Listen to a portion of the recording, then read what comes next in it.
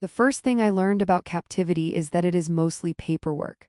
Not chains, not cages, not dramatic standoffs under flickering lights, but forms that ask you to confirm twice that the being in front of you is legally classified as a temporary non-citizen biological asset. I remember staring at that phrase while the woman sat across from me, her posture calm, her eyes alert, her long ears rising slightly every time the station's ventilation sighed. The translation unit on the desk hummed as if embarrassed by its own existence. She watched me read, and when I finally looked up, she smiled in a way that made it clear she knew exactly how ridiculous the situation was. "You are frowning," she said, the device smoothing her voice into something almost human. "Is that a mating signal or a sign of intellectual distress?" "Intellectual distress," I said, "definitely." Her ears twitched. "Ah. Common among your kind, I am told." The holding chamber wasn't meant for conversations. It was meant for compliance. White walls, adaptive gravity, a faint smell of recycled air that reminded me of hospitals and old regrets. Outside, the orbital station drifted between Mars and the Belt, a bureaucratic knot in humanity's expanding reach. Inside, I was supposed to be a custodian of order. Instead, I felt like a man who had accidentally wandered into a moral exam he hadn't studied for. Her name, as best as the translator could manage, came out as something like Ariel. She said it casually, as if names were light things you could set down and pick up again later. I told her mine. She repeated it once, slowly, tasting the syllables, then laughed. "That sound," she said, "means something very different in my language. Please tell me it doesn't mean walking disaster." She considered this. "No, more like one who opens doors and then stands awkwardly in the doorway." I leaned back in my chair. "That's uncomfortably accurate." She had been brought in 3 days earlier, intercepted by a patrol ship that had mistaken her vessel for an unregistered probe. The official report used words like containment and security risk, but none of it matched the person in front of me. She wasn't panicked. She wasn't pleading. She was curious, amused even, as though this were an unexpected layover rather than imprisonment. "Your people," she said, gesturing vaguely at the walls, "are very concerned with control. We like to think of it as organization. Yes, you organize the universe so it does not surprise you. That hasn't worked out so well so far." She laughed again, and the sound echoed strangely, as if the room itself hadn't decided how to process it. I found myself smiling despite the tension coiled tight in my chest. This was not how first contact interviews were supposed to go. There were protocols for everything, including how long I was allowed to maintain eye contact and whether humor constituted a breach of neutrality. I was fairly sure I had already violated at least 6 guidelines. The pressure came quietly at first. A message from Central Authority, polite but firm. Another from Research Division, less polite and significantly more firm. They wanted her transferred, dissected metaphorically and perhaps eventually literally, her technology catalogued, her biology mapped, her existence reduced to data points. I read the messages while she watched me, her ears angling forward in what I suspected was the alien equivalent of interest. "They want to take you away," I said. "Of course they do," she replied. "Your species believes that to understand a thing, it must first be owned. That's not entirely fair." She raised an eyebrow. "Is it inaccurate?" I didn't answer. Instead, I asked the question that had been circling my thoughts since the moment I'd met her. "Why aren't you afraid?" She folded her hands, fingers long and elegant. "Fear is inefficient when the outcome is already known." "And what outcome is that?" She leaned closer. "That you will choose." The station's artificial night cycle dimmed the lights, and for a moment, the hum of machinery sounded like a held breath. I thought of my career, my carefully constructed life built on small compromises that had seemed harmless at the time. I thought of the countless reports I'd filed, the people I'd never met whose fates had passed through my hands as abstractions. "I don't have much power," I said quietly. She smiled. "You have enough." The decision didn't arrive like a thunderbolt. It crept in, disguised as a joke I made to myself about how humanity had crossed light years only to reinvent cages. I laughed softly, and she tilted her head. "What is amusing?" "As I said, we finally meet someone from the stars, and the first thing we do is ask where to store her." "That is funny," she agreed, in a tragic way.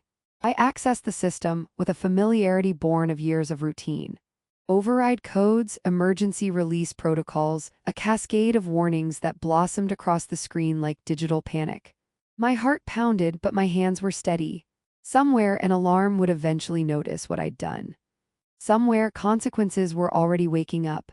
The door slid open with a quiet sigh.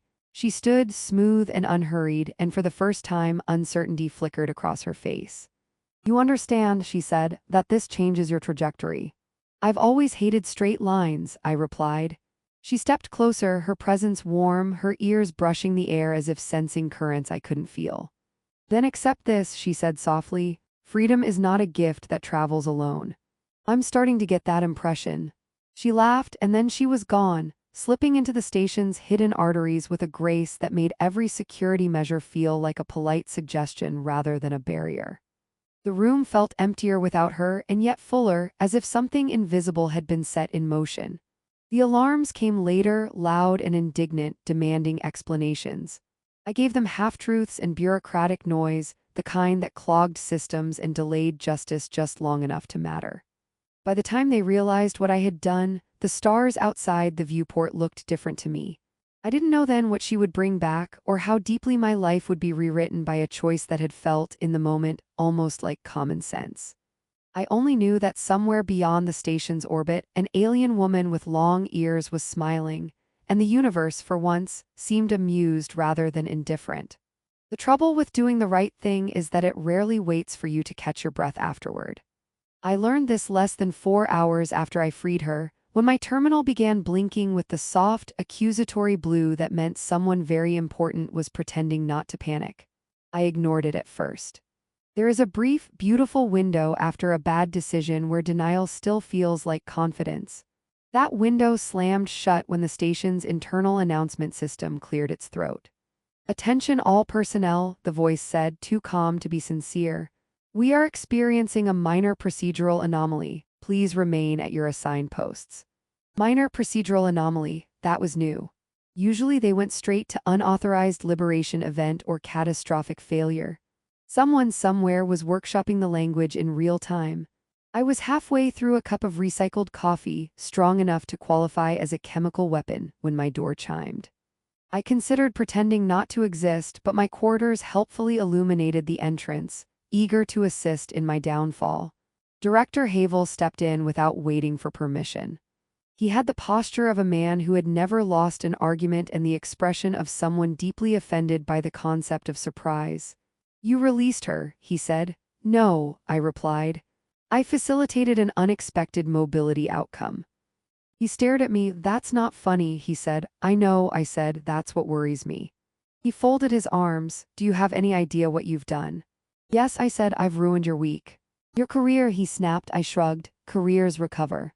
First contact incidents have a habit of not doing that." He paced the small room, hands clasped behind his back, the faint hum of the station filling the spaces between his steps. She was a strategic asset. She was a person. She was an unknown variable. "So are you," I said. "We still let you run things." For a moment, I thought he might actually laugh. Instead, he sighed, the sound of a man realizing that shouting wouldn't fix this. "She's gone," he said. "Do you know where?" "Somewhere she wants to be," I said. "That's not an answer. It's the only honest one I have." He studied me, eyes sharp. "If this turns into an incident." "It already has." "If it turns into a disaster," he continued, "you will be remembered as the man who handed humanity's first interstellar advantage back to the void." I smiled faintly. "Or the man who didn't start a war over a misunderstanding and a locked door." He left without another word. The door slid shut, sealing me in with my thoughts and the lingering sense that I'd just stepped off a cliff and was still waiting to hit the ground. The waiting, it turned out, was the worst part. Hours passed, then a day. Security sweeps found nothing. Long-range sensors reported no unauthorized departures. Officially, Errol had vanished into impossibility. Unofficially, I felt her absence like static under my skin, an awareness that something unfinished was hovering just out of reach. I tried to distract myself with routine. Paperwork, logs, disciplinary hearings that now felt faintly absurd. One officer complained about a malfunctioning gravlock. Another wanted a transfer closer to Earth. I nodded, I signed, I pretended that the universe hadn't quietly tilted on its axis. It tilted again when the lights flickered. That alone wouldn't have meant much, stations flicker, especially ones held together by budget cuts and optimism, but this flicker had rhythm. 3 short pulses, a pause, then one long. I frowned, counting despite myself. Is that Morse? I muttered. My terminal chimed, then displayed a message it absolutely should not have been able to receive. Hello, door opener. I stared at the words. You have got to be kidding me. The lights flickered again, and then she was there, not crashing through a wall or descending in a beam of light, but simply standing near my desk as if she'd always been part of the furniture. Her ears were slightly lower than before, angled back in what I was starting to recognize as amusement mixed with caution. You humans, she said, have very porous security. I'm filing a complaint, I said weakly. Possibly against reality. She looked around. This is your private territory. That depends on how long you plan to stay. She smiled. Long enough. I stood, then sat back down, then stood again. You can't just come back. They're looking for you. Yes, she said. They are looking very earnestly in all the wrong dimensions. That's not reassuring. It should be. It means I plan ahead. She moved closer, her presence sending a strange, familiar tension through me, like the moment before a revelation or a joke with an excellent setup. You freed me without asking for compensation, she said. This created an imbalance. I'm not great with cosmic accounting, I said. Can we call it even? Her ears lifted. No. Of course not. She explained, not all at once, and not in terms that mapped cleanly onto human science. Her people navigated probability the way we navigated space, stepping sideways through outcomes, weaving causality into tools. Freedom to them was not just the absence of restraint but the presence of choice, and choice demanded reciprocity. You altered my path, she said. Now I alter yours. That sounds ominous. That is because your language lacks a comfortable tense for benevolent inevitability. I laughed despite myself. Figures. She reached out, not touching me, but close enough that the air between us felt charged. This will be inconvenient, she said. You will be monitored, misunderstood, and occasionally blamed for things you did not do. So basically my current job. She smiled wider. Yes, but with better horizons. I felt it then, not pain, not pleasure, but a sudden expansion, as if some internal boundary I hadn't known existed had quietly dissolved. The room seemed sharper, deeper. I could feel the station's hum not just as sound but as structure, a lattice of motion and intent. What did you just do? I whispered. Introduced you, she said, to a larger conversation. The alarms finally chose that moment to scream. Footsteps thundered in the corridor. Voices shouted. Errol glanced toward the door, then back at me. Humor me, she said. When they ask what happened, tell them the truth. They won't believe me. He shrugged. They rarely do. She was gone before the door burst open, leaving behind a silence that felt heavier than noise. Security flooded the room, weapons raised, eyes wild. Where is she? Someone demanded. I thought of long years of laughter, of a universe that had just leaned in a little closer. Which version of where are we using? I asked. They stared at me. I smiled. The fall hadn't ended. I realized I was still in midair. And somewhere out there, between species and stars, a gift was unfolding, patient and unstoppable, and apparently equipped with a sense of humor. By the time they stopped asking me where she was and started asking me what she had done to me, I knew things had escalated past the point where a clever report or a well-placed joke could smooth the edges. They ran scans I didn't understand, asked questions I couldn't answer without inventing new verbs, and stared at their instruments with the offended confusion of people whose worldview had just been upgraded without consent. I was placed on temporary reflective leave, which is institutional language for we don't know what to do with you but we don't trust you near the buttons anymore. My quarters became both sanctuary and cell. The door still opened when I asked, but it sighed as if disappointed in my life choices. The change inside me didn't announce itself dramatically. No glowing veins, no voices from beyond. Instead, it was small things. I knew when the station adjusted its orbit before the alert sounded. I could tell which corridor would be crowded before stepping into it. Once, I corrected a navigation officer mid-sentence, and then apologized when I realized I'd finished his calculation before he'd finished his thought. That's unsettling, he said. You should see it from my side, I replied. They brought in specialists. Scientists, diplomats, one man who claimed to be an expert in post-anomalous human states, which sounded made up but came with impressive credentials. They asked me how it felt. Like I finally found the instructions, I said. Unfortunately, they're in a language I'm still learning. At night, when the station dimmed and the noise softened, I felt her. Not as a presence hovering over my shoulder, but as a direction.